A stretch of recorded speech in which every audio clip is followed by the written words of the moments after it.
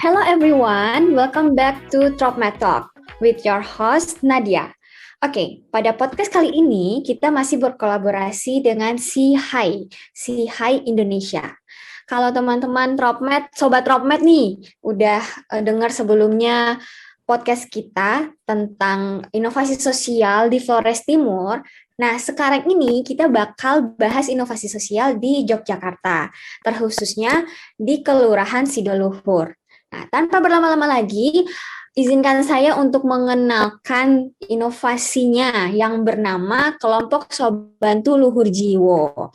Nah, Kelompok Sobantu Luhur Jiwo ini, Sobat Tropmed, mereka fokus dalam mengembangkan inovasi kesehatan untuk teman-teman ODDP atau orang dalam pengawasan psikis sosial. Mungkin nanti saya ini akan berbahas lagi sama Pak Hari, yang juga di mana dia mengambil peran begitu besar dalam Sobantu Luhur Jiwo. Mungkin Pak Hari bisa menjelaskan lebih lagi tentang inovasi di kelompok Sobantu Luhur Jiwo. Ya, di sini ada Pak Hari. Halo Pak Hari, selamat pagi. Selamat pagi, Mbak.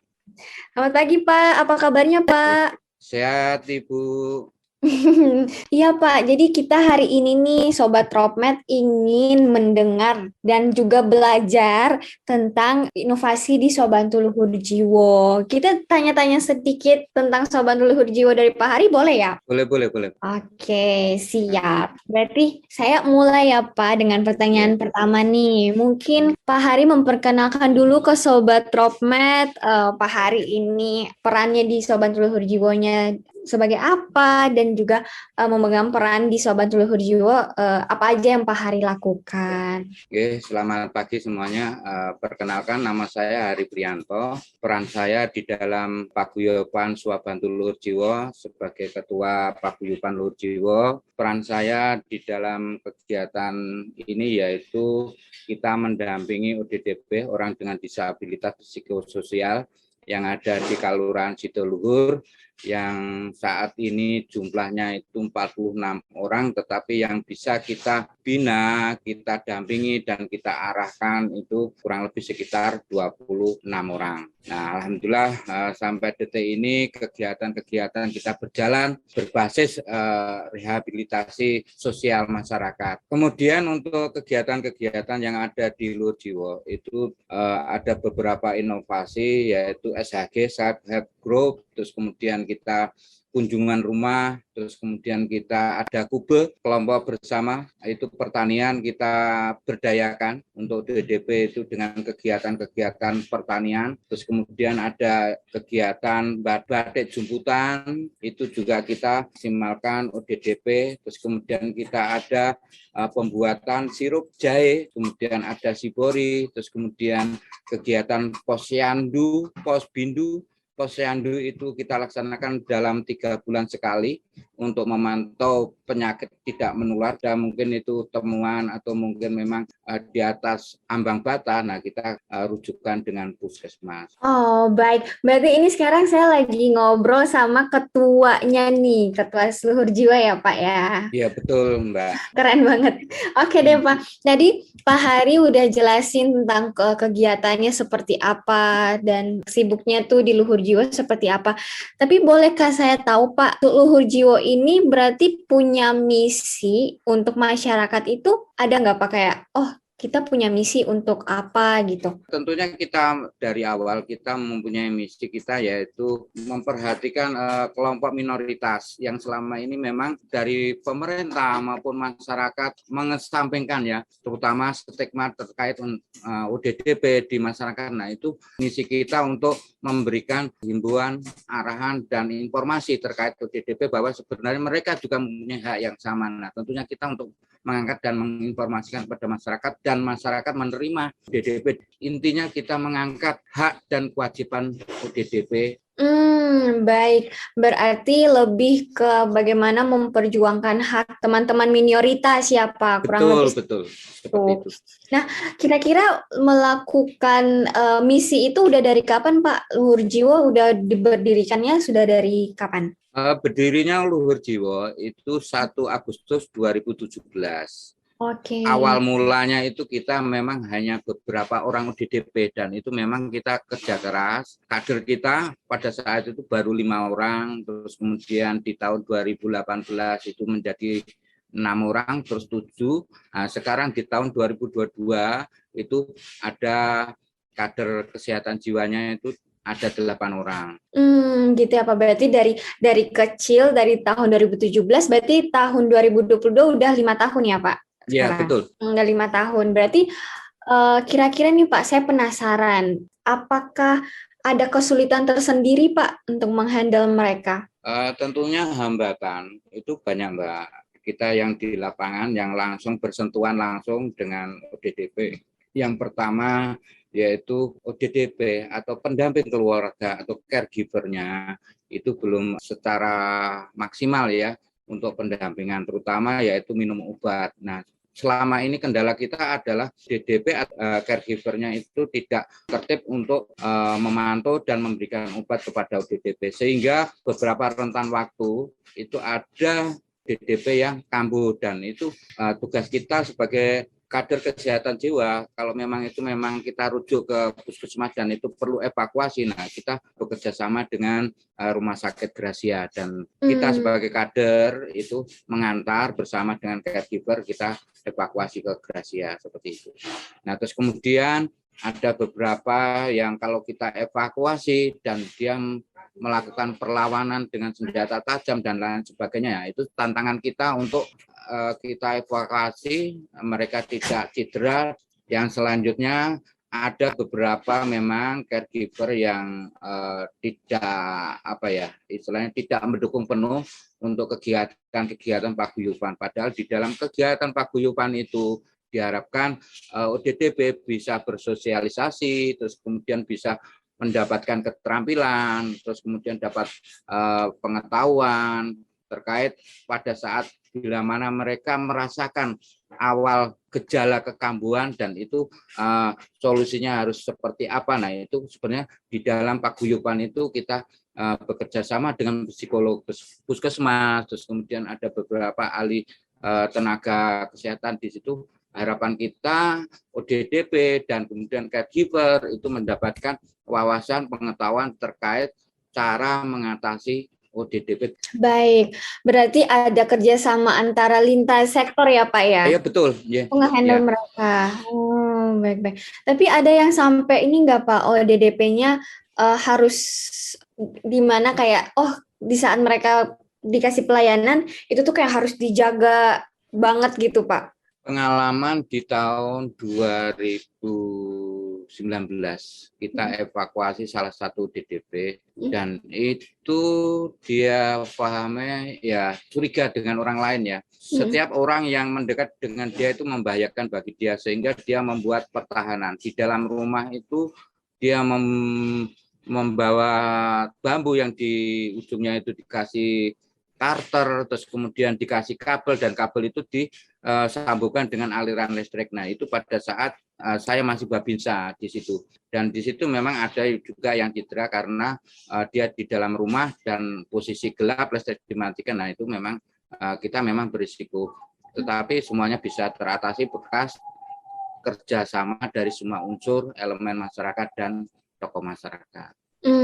Baik, berarti kerjasamanya oke banget ya Pak ya? Ya, betul. Yeah. Nah, ini Pak, saya juga penasaran juga, apakah ada cerita yang memang menginspirasi dari Sobat Lurio, kan pengalaman Pak Hari sama teman-teman menghandle teman-teman ODDP nih. Nah, mungkin ada cerita kayak, yang tadinya ODDP-nya ini bisa akhirnya karena pelayanan dari kita, inovasi dari Sobat Nurjiwo, akhirnya dia bisa apa, atau ada yang berkurang, atau gimana?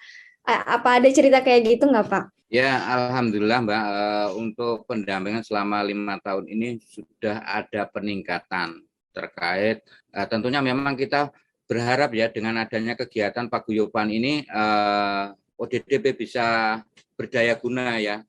Paling tidak dia bisa mandiri untuk kegiatan keseharian. Nah, kita ada beberapa ODDP yang sudah produktif ya. Produktif itu ada Pak Suharyanto, itu dia sudah membuat bata ya. Terus kemudian ada Mbak Evi, dia peternakannya. Terus kemudian ada si Mas Rohyan, dia ada peternakan ayamnya, dan ada beberapa contoh yang lain. Dengan kegiatan-kegiatan ini mereka bisa produktif, dia bisa mandiri ya. Walaupun memang itu perlu tetap pengawasan untuk minum obatnya, dan itu memang harus pemantauan dari caregiver di rumahnya masing-masing. Dan ini kegiatan ini semuanya hampir kurang lebih sekitar 70% itu sudah produktif, dan itu sudah ada yang bekerja di tempat jualan roti, ada yang sebagai karyawan juga ada, terus kemudian ada yang karyawan untuk pembuatan genteng juga ada, ongkos atau kerja itu sesuai dengan yang lainnya. Oh, baik. Berarti semakin lama semakin produktif ya, Pak ya? Iya, betul. Ada hal baik yang bisa dilakuin dari teman-teman ODP. Iya, iya, Pak. Sangat menginspirasi. Nah, kemudian Pak, ini kan sudah 5 tahun nih Pak, 5 tahun Sobat Luhur Jiwo sudah melakukan hal baik untuk teman-teman di Sido Luhur. Nah, untuk kedepannya nih Pak, kira-kira ada rencana atau ada hal yang memang inovasi yang ingin Pak Hari dan teman-teman kembangkan untuk Sobat Luhur Jiwo? Kami lebih mengarah ke produktivitas ya. Kita mempersiapkan ODDP itu bisa nantinya dia bisa di masyarakat itu bisa mandiri, dan itu menjadi apa ya, menjadi income bagi mereka. Nah, ini ke depan kami akan menyusun untuk rencana kerja, yaitu terkait untuk pelatihan-pelatihan yang berkelanjutan. Dan nanti kita juga akan, kalau memang itu produksi ya, kita sebagai marketing nanti ya memposisikan sebagai marketing untuk pangsa pasarnya. Dan seperti batik itu sudah kita jual ya. Terus kemudian untuk pertanian itu kita memang banyak kita menanam timun baby itu, terus kemudian cabai, pare, dan lain sebagainya. Hasil itu pun nanti akan kembali untuk kesejahteraan ODDP. Contoh mungkin kita untuk kegiatan-kegiatan itu kita belikan kaos, seragam, terus kemudian nanti kita fasilitasi hal yang lain. Dia senangnya menjahit. Nah, itu nanti kita fasilitasi, berarti kita perlukan untuk alat jahitnya. Terus kemudian kalau mungkin mereka lebih ke peternakan ayam, nah kita juga akan memfasilitasi sesuai dengan apa yang mereka inginkan. Oh ya, benar-benar. Jadi semakin banyak kegiatan itu juga mereka bakal produktif ya Pak, kurang Ya, lebih seperti. betul. Iya iya ya, benar juga sih Pak. Misal apa kalau kita kalau nggak banyak kegiatan itu tuh rasanya tuh juga kayak nggak mau ngapain juga, kita juga Ya. ngerasa nggak produktif, apalagi mereka ya. Ada nggak cerita lucu nih di Sobat Luhur Jiwa mungkin dalam penanganan ODDP gitu? Kalau lucu sih sebenarnya yo ada Mbak, tapi kalau saya itu pernah menangani Mbak, ini cerita ya. Ada ODDP itu kita bekerjasama dengan Babinsa, Babin Kamtibmas, dan Pak Dukuh untuk mengevakuasi. Ternyata dia tahu, terus kemudian dia lari naik mobil itu sampai Jalan Magelang. Logika kita orang ODDP, saya nggak habis pikir di jalan itu seperti apa dia nyetir mobil Avanza itu. Nah, setelah itu di Jalan Magelang, di Jalan Kutu apa ya itu, di keluarganya sana, kita evakuasi lagi, kita sergap, dia loncat lewat pagar dan dia masuk ke dalam mobil dan di lock dari dalam ya, dari dalam, dan kita nggak bisa untuk mengambil. Nah, akhirnya kita bingung mencari tenaga ahli untuk kunci, kita ke UIN sana mencari untuk tenaga ahli dan kita bawa ke situ. Akhirnya bisa kita ini dibuka dan kita ajak dan kita himbau, ini kita mau berobat supaya kalian sehat. Akhirnya kita bawa ke Gracia penuh, akhirnya kita bawa ke Sarjito. Nah, itu di Sarjito pun dia takut. Saya takut disuntik, Pak. Ya wis tenang wae, engko nek karo Pak tentara, Pak polisi lah dokter wedi. Tak tunggone. Akhirnya kita disuntik, diikat. Nah, seperti itu Mbak cerita Ya dibilang lucu ya lucu, karena apa, ODDP kok bisa naik mobil dan bisa sampai jalan segitu jauhnya kayak gitu. Ya, berarti bisa banget ya Pak ODDP-nya bawa mobil sampai ke Ya, emang dia Jalan Magelang. awalnya emang Ya dia memang awalnya dia, bisa, ya Pak. memang awalnya bisa naik mobil, cuma kan dengan Hmm, kondisi kekambuhan itu kan saya nggak habis pikir itu di jalan seperti ya. apa kayak gitu. Ikut dari telepon ke keluarganya yang di Jalan Magelang itu kan, prediksi kita paling tetap ke saudaranya, akhirnya kita telepon, udah Pak ini udah nyampe sini gitu. Nah baru kita Wah, meluncur ke sana kayak gitu. iya, astaga. Untung dapat ya Pak. Iya dapat itu. Ya setelah kita ajak ya dia nyantet. Iya. Tapi kalau boleh tahu Pak, itu penyakitnya apa? Kalau misal yang Kalau itu arahnya ke bipolar ya, ke oh bipolar gitu. ya. Dari ada kadang sok senang-senang, kadang-kadang ada saatnya dia sedih-sedih kayak gitu. Jadi mungkin waktu pas dia bawa mobil itu dalam keadaannya lagi senang apa sedih Pak? Kayak lagi senang dia. Oh iya. Tapi di tetangga itu merasa tidak nyaman dengan keberadaan mereka gitu. Iya. Oke deh Pak. Untung ketemu, untungnya. Nah, Ya. ada cerita lain lagi Pak mungkin dari teman-teman ODP? Kalau ini Mbak, barusan saja kemarin saya juga advokasi dengan Mbak Dani, terus dengan perangkat, ada ya salah satu DDP yang lagi kambuh akut ya, itu di Padukuhan Pandean itu yang anggapan keluarga itu adalah kesurupan. Nah ini memang jadi kendala kita bahwa ada beberapa masyarakat yang masih menganggap bahwa hal tersebut itu dianggap sebagai kesurupan, padahal sebenarnya justru sudah akut dengan tingkah laku dan perbuatan ODDP itu sudah meresahkan di keluarga dan kiri kanannya. Tetapi ada anggapan bahwa itu tuh kesurupan, tidak usah harus dibawa ke rumah sakit jiwa. Nah itu peran kita sebagai kader, terus kemudian pemerintah kelurahan untuk mengajak, menghimbau supaya itu kita bawa sesuai dengan apa yang kita harapkan. Contoh kalau memang itu sudah gejalanya ke kesehatan jiwa, tentunya kita lebih mengarah ke Gracia karena dia lebih tahu ya, lebih tahu, dan nanti untuk apa itu dia masuknya kesehatan jiwa apa, nah itu nanti dari Gracia yang tahu. Iya Pak, berarti memang harus kalau memang dari Sobat Telur Jiwa udah nggak bisa tanganin, ya harus mau nggak mau harus ke Gracia ya Pak ya. Iya betul. Iya Pak. Nah kemarin kan saya kan sempat datang nih Pak ke Ya, apa namanya ke tempat Sobat Telur Jiwa dan iya, mereka tuh buat batik ya. iya betul. Nah, itu gimana Pak? Maksudnya apakah pengajaran kayak cara melatih mereka itu apakah susah atau gimana Pak? Kalau saya dan kader yang lainnya akan memberi sesuatu keterampilan yang menurut kita itu bisa diterima dan bisa dilaksanakan. Jadi kita tidak mencari sesuatu yang susah bagi mereka ya. Nah itu kita memang kita selektif untuk hal itu yang kira-kira mampu dan bisa untuk dilaksanakan. Contoh badai jumputan. Nah itu kan mudah Mbak. Mereka hanya mengikat dengan tali karet, terus kemudian mau motif, dan nanti kita pewarnaannya nanti di kelurahan bersama kader, nah pendampingan seperti itu. Terus kemudian contoh kita membuat sirup jahe ya, sirup jahe itu kita tetap pendampingan dan mudah, itu hanya kita marut, terus kemudian kita ngerebus, terus kemudian kita packing, seperti itu kan mudah untuk dilaksanakan. Hal-hal seperti itu yang menjadi pertimbangan kita untuk memberikan pelatihan bagi mereka, tetapi potensinya untuk ekonomis tetap dia mendapatkan. Berarti di balik produktivitas mereka juga ada hasil ya Pak ya. Iya Ya betul. udah itu.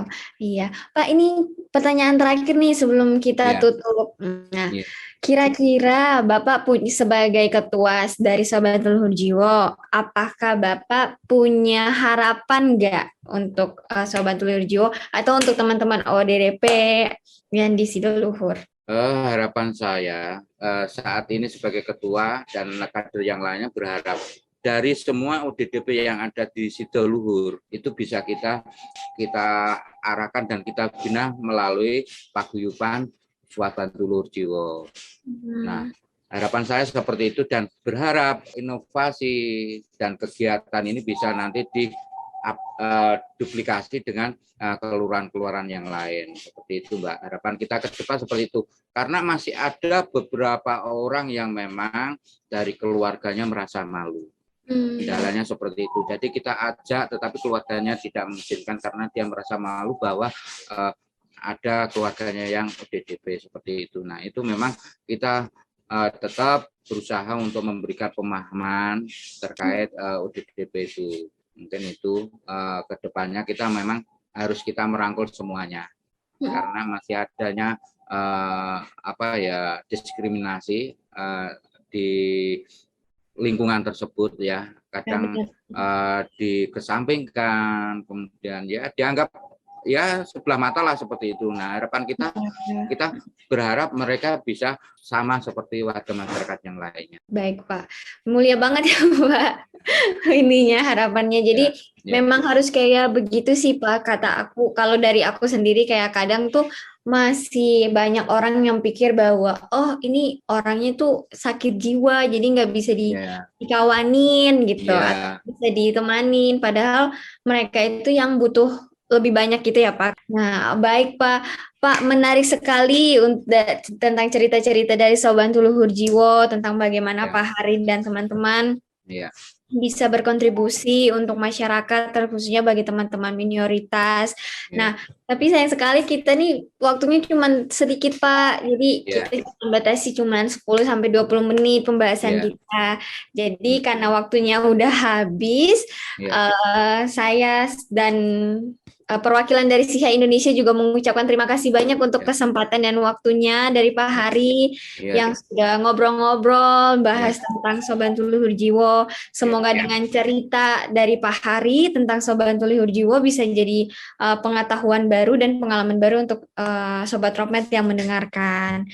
Nah, dan juga saya berharap sih ini bisa jadi pemahaman yang baru, yang lebih baik juga ya Pak tentang penanganan teman-teman minoritas kayak gitu. Mungkin ada yang Pak Hari mau sampaikan sebelum saya closing, saya tutup. Ya Mbak Nadia, ini kami juga mempersiapkan beberapa bulan ini. Ya saya juga terima kasih ya kepada SIHI ya dengan kegiatan kemarin akhirnya Luhur Jiwo juga dikenal tingkat nasional itu sudah. Nah, di bulan ini nanti di tanggal 22 itu ada kunjungan dari kementerian, terus di tanggal 30 nanti akan ada kunjungan juga dari C20. Nah, oh C20. iya. Iya Pak. C20 nanti di tanggal 30. Nah, itu syukur-syukur nanti dari Mbak Nadia dan rekan-rekan bisa ikut gabung. Boleh Pak. Itu tanggal berapa Pak kalau untuk yang dari C20 itu kan turunan dari G20 ya. Iya, benar Pak. Ya, itu di tanggal 30. Tanggal September ini. Oh, ya. Nah, terus kemudian yang tanggal 22-nya itu nanti dari kementerian. Itu. Kementerian apa Pak kalau boleh tahu? Kemarin dari Yakum itu belum bisa memvalidkan saya ya, belum, cuma dari kementerian gitu. Tapi kemarin sudah kita rapatkan untuk persiapannya, untuk tempat dan materi dan sesuatu yang memang perlu kita siapkan. Mohon doa restunya Mbak Nadia, semoga nanti kegiatan ini ke depan bisa lancar dan ini bisa bermanfaat bagi warga masyarakat khususnya di Sidolur dan itu bisa nanti diduplikasikan ke wilayah Indonesia kayak gitu. Amin. Semoga kegiatannya sukses dan berjalan lancar ya Pak. Amin. Misalkan nanti kalau kita punya waktu tanggal 22 atau tanggal 30 nanti kita usahakan untuk visit ke sana Pak. Iya, betul. Terima kasih Pak untuk informasinya. Baik Pak. Oke Pak, mungkin sampai di sini dulu pembahasan kita di podcast Tropmed Talk. Saya mau ucapkan terima kasih lagi ke Pak Hari untuk waktunya dan juga untuk teman-teman Sobat Tropmed yang sudah mendengarkan juga podcast kali ini dan sampai jumpa di podcast kita yang selanjutnya. Bye-bye. Bye-bye, selamat siang.